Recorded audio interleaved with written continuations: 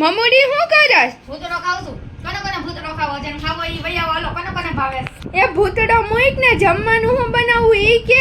દાળ fry જીરા rice ને પનીરનું શાક. આટલું બધું? હા તો હાલો બનાવવા. હાલો હાલો. હેલો ગાઈસ, તો મમુડીને ખાવી છે દાળ ફ્રાય, જીરા રાઈસ ને પનીરનું શાક. તો જો દાળ ફ્રાયમાં છે ને 4 દાળ લેવાની: તુર દાળ, મગની દાળ, છડી દાળ ને આખી દાળ છે મૈસૂરની. મસૂર દાળ. હા, મસૂર દાળ. તો આ 4 દાળ લેવાની ને તુરની દાળ થોડીક વધારે લેવાની ને આ ત્રણેય હરખી જ લેવાની. ને આ જો આ બધી બીજી તૈયારી કરી છે. આની ગ્રેવી કરવાની છે. લસણ ફોલી નાખ્યું ને કેપ્સિકમ મરચા પનીરમાં નાખવા. એ કેપ્સિકમ મરચા બોલતા શીખ પેલા હરખું, અને બોલતા નથી આવડતું ભાઈ, એટલે હું સુધારતી જાઉં છું. હાલો.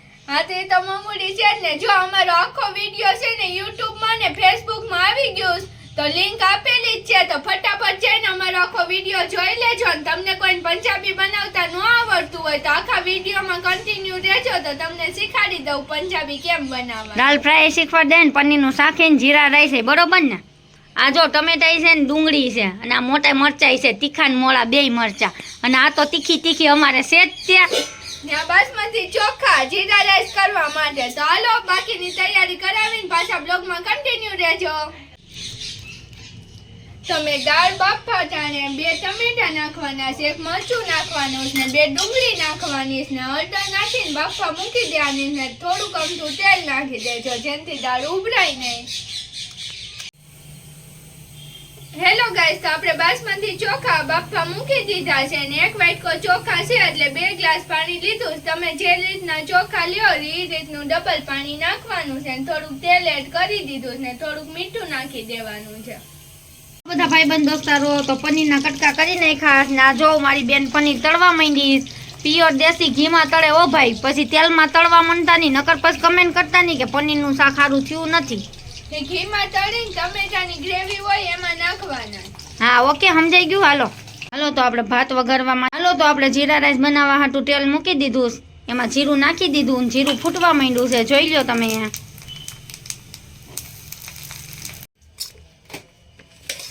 હાલો તો આપણા જીરા રાઈસ બનીને હવે તૈયાર થઈ ગયા છે, તો દાળની તૈયારી કરી દઈએ. હાલો હવે હાલો આપણે બકડિયામાં તેલ મૂકી દીધું છે, 10 પાવડા તેલ છે, પણ તમારે જેટલું શાક બનાવવું હોય એ પ્રમાણે તેલ લઈ લેવાનું.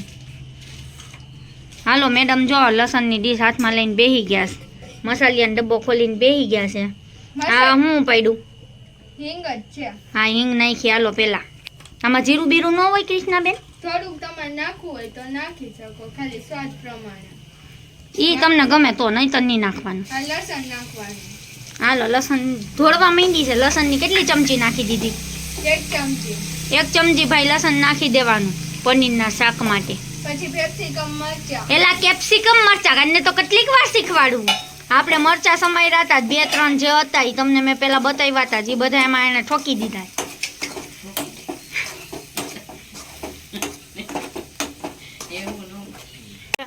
હાલો હવે તો આ વાટકો ભરેલી ડુંગળીની ગ્રેવી છે, એનો વારો આવી ગયો. હાલો ડુંગળી નાખી દીધી. પેલા મરચાને હરખા ચડવા દેવાના હો ભાઈ, પછી કહેતા નહીં હરખું શાક બન્યું નહીં એમ. હાલો બધાને મિક્સ કરીને થોડીક વાર ચડવા દેવાનું. પછી શું નાખવાનું? ટમેટાની ગ્રેવી. હા જો વાલો ટમેટાની ગ્રેવી અમે બનાવેલી જ છે, એ પછી નાખી દેવાની. આ બે ચડી જાય ને પછી, અને પછી જો અહીંયા પનીર પડ્યા છે એ આ બધું ચડી જાય ને પછી પનીર નાખી દેવાના. હાલો દોસ્તો, તો તમને દેખાતું હશે કે આ ડુંગળીનો કલર ફરી ગયો, એટલે ડુંગળી મરચાં બે આરામથી ચડી ગયા છે. અને હવે મેડમ નાખે છે ટમેટાની ગ્રેવી. તમને લાગતું હશે કે આ અડધું અડધું કેમ નાખે ને અડધા વાટકા બધા સાઈડમાં કેમ મૂકતી જાય, પણ અમે દાળનું ને શાકનું બે ગ્રેવી ભેગી કરી છે એટલે એ પ્રમાણે નાખજો. હજી મારી બેન હમણાં દાળ ફ્રાય બનાવવાની છે, એ હું તમને બતાવું. હાલો મેડમ, હવે કંઈ નાખવાનું બાકી છે આમાં? નહીં, હવે આ ચડી જાય પછી પનીર નાખી દેવાનું. તો જીરું મીઠું મરચું એવું કંઈ નાખો કે એવું નહીં કાંઈ? નાખવાનું, પણ આ ગ્રેવી બધી થઈ જાય ને હરખી ચડી જાય પછી પનીર નાખીને બધો મસાલો નાખી. હા એમ. હાલો હમણાં પનીર નાખી જાય ને પછી મરચું ને હળદર ને મીઠું ને ધાણા જીરું ને બધું નાખી દેવાનું. અમે ગરમ મસાલા નાખતા નથી, પનીરનો મસાલો નાખીએ, એ હજી ગોતવાનો બાકી છે, હમણાં ગોતીને તમને કહું. ચાલો આ ગાંડા બેન છે ને મરચું કાઢે છે નાની નાની ચમચીથી. તમે કેવી રીતના મરચું કાઢો છો જરાક અમને કહેજો, એટલે હું મારી સિસ્ટરને શીખવાડી દઉં કેવી રીતના કાઢે છે મરચું એમ. અને આ તો જો આપણી પ્રોસેસ હજી ચાલુ જ છે. એના માટે અમે છે ને એવરેસ્ટનો મસાલો યુઝ કરીએ છીએ. બેઝિકલી તમને જે સારો લાગે એ તમે યુઝ કરી શકો છો. પનીરનો મસાલો ભાઈ પાછો પાઉંભાજીનો ન નાખ દેતા. હાલો તો ભાઈબંધ દોસ્તારો, આપણે લસણની ચટણી પહેલેથી પલાળીને રાખી જ હતી અને આપણે નાખી દીધી છે પનીરની અંદર. તમે લસણ ન ખાતા હોય તો તમારે નહીં નાખવાનું, લસણ ખાતા હોય તો તમારે નાખી દેવાનું. 1 ચમચી મેડમે જીરું નાખી દીધું છે, ધાણા જીરું, જેને એમ કહે છે જીરા પાવડર. 1 હલ્દી પાવડર, હળદર આપણી ભાષામાં, 1 ચમચીની અડધી ચમચી નાખી દીધી, એટલે તમે તમારા પ્રમાણમાં નાખી દેજો. આ મીઠું નાખી દીધું છે સ્વાદ પ્રમાણે. અમારામાં તો બધા અમારા ઘરમાં બહુ મીઠાના શોખીન છે, એટલે અમે ખારું જ ખાઈએ. તમે એ પ્રમાણે નાખજો.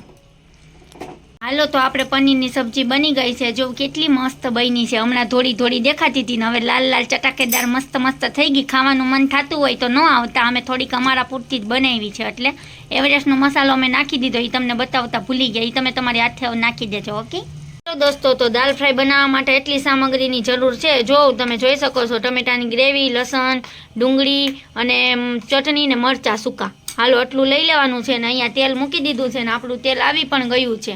એકચ્યુઅલીમાં અમારા ઘરમાં તો એક જ વાસણ છે, એટલે અમે એકમાં જ તે બધો વઘાર મારી દઈએ છીએ. તમારા ઘરમાં જેટલા વાસણ હોય 10-12માં વઘાર મારી શકો છો.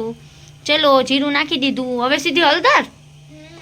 ચલો હળદર નાખી દીધી છે 1 ચમચી. હો હા, અને લાલ મરચાં જા ગયા. ઓ હાલો આપણા લાલ મરચાં થવા માંડ્યા. ઓ ભાઈ, લાલ મરચાં નાખીને પછી લસણ, આ લસણની પેસ્ટ નાખી દેવાની.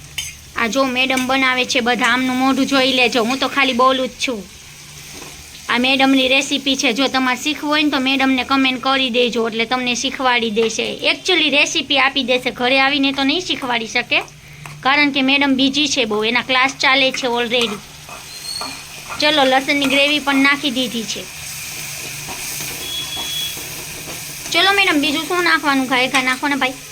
ટમેટાની ગ્રેવી, પહેલા લસણની ચટણી નાખી દેવાની. હાલો લસણની ચટણી નાખી દીધી.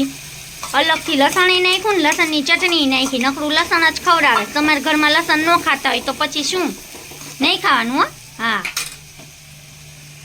હવે ટમેટાની ગ્રેવી નાખી દેવાની. હાલો ભર ટમેટાની ગ્રેવી ગઈ.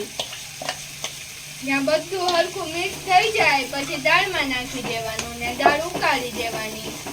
હાલો ભાઈ, આ બધું મિક્સ થઈ જાય ને પછી મેડમે એમ કીધું કે આ વઘારને છે ને સીધો કુકરમાં નાખી દેવાનો, અને કુકરને પછી 10-15 મિનિટ ગેસ ઉપર મૂકીને હરખી રીતના દાળને ચડવા દેવાની. ઓકે, સમજાઈ ગયું તમને? હવે મીઠું નાખે છે, દેખાય છે.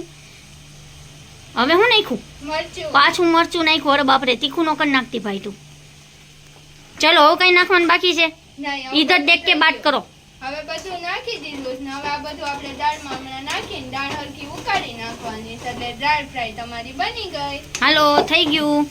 હાલો હવે પછી ન કહેતા હવે દાળ ફ્રાય નથી આવડતી. એટલું શીખવાડી દીધું તોય. વો ભાઈ, તો ભાઈબંધ દોસ્તારો, તમે જો આપણા મમ્મી લોટ લઈને બેસી ગયા છે પરોઠા વણવા. અને જો ત્રિકોણ પરોઠું વણી નાખ્યું છે.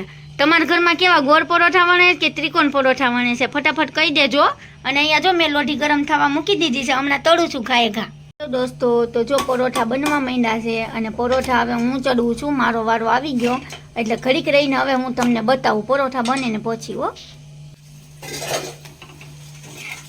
હાલો ભાઈબંધ દોસ્તારો, જો આપણું પરોઠું બની ગયું છે મસ્તીનું. તેલ બેલ નાખી દીધું અને બે સાઈડથી મસ્તીનું પાકી ગયું છે.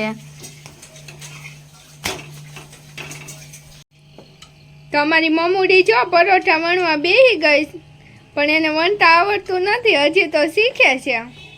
આવડે છે મમ્મુડી? ના શીખું છું. આવડી જાય? બનશે કે નહીં બને?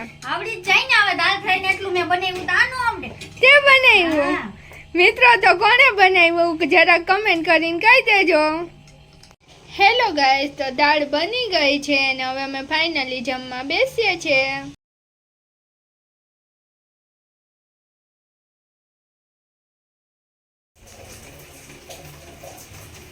હા જો હવે મમ્મુડીએ જો જમવાનું બધું થાળી ભરીને લઈ લીધું. તો મમ્મુડી, કેવું બન્યું પંજાબી? એક નંબર બન્યું, એક નંબર. આ બધાને દેખાડી તો દે. હા, દાળમાં સુગંધ એક નંબર આવે. હાલો છે ને ખાવું એવી આવો, પછી કહેતા નહીં કે કીધું નહોતું. હા તો જો અમારે જમવાનું બની ગયું ને સ્વાદમાં સારું બન્યું છે. ને મમ્મુડી બેસી ગઈ. આ ખાટા અથાણા હારે ખાવાના દાળ ભાત. હાલો ફોટો પાડી લે. હેલો ગાઈસ, અમારો વિડીયો કેવો લાગ્યો તો કમેન્ટ કરીને કહી દેજો અને અમારા પેજને ફોલો કરી લેજો અને લાઈક ને કમેન્ટ કરી દેજો. અને જો બીજી તમારે કોઈ રેસીપી જોતી હોય તો અમને કમેન્ટ કરજો, અમે રેસીપી બનાવીને તમને દેખાડશું. Bye guys.